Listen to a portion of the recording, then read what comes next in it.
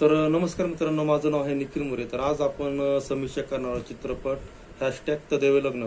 तर या चित्रपटात एका वृद्ध पुरुष आणि स्त्रीचे डेटिंग आयुष्य एकाच ध्येयाने मार्गी लावताना दाखवले गेलेले आहे, लग्न करणे.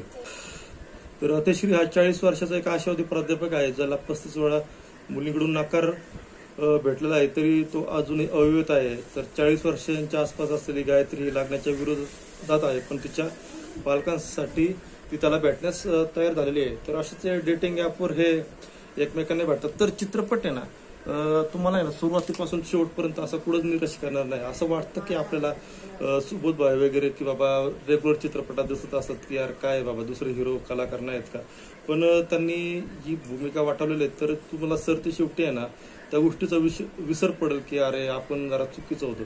तर बाकी सुरुवातीपासून शेवटपर्यंत आहे ना चित्रपट इतका हलका फुलका तुम्हाला मनोरंजन देतो की बजेट असं काय चित्रपटाला जास्त असं वाटत नाही. कारण की जे सीन्स वगैरे ते काय हॉटेल्समध्ये म्हणा किंवा रेस्टॉरंटमध्ये म्हणा किंवा असंच कुठलं तरी टेकडीवर जाऊन चित्रित करण्यात आलेलं आहे.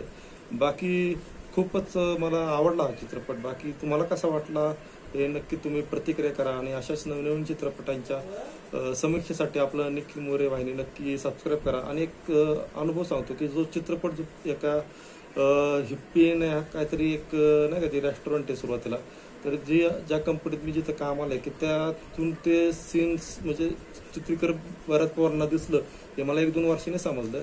तर त्यांना बोललो होतं यार की मला सांगितलं असं तर मी पण जरा थोडं नाही का आलो असतो आस्वाद घेण्यासाठी.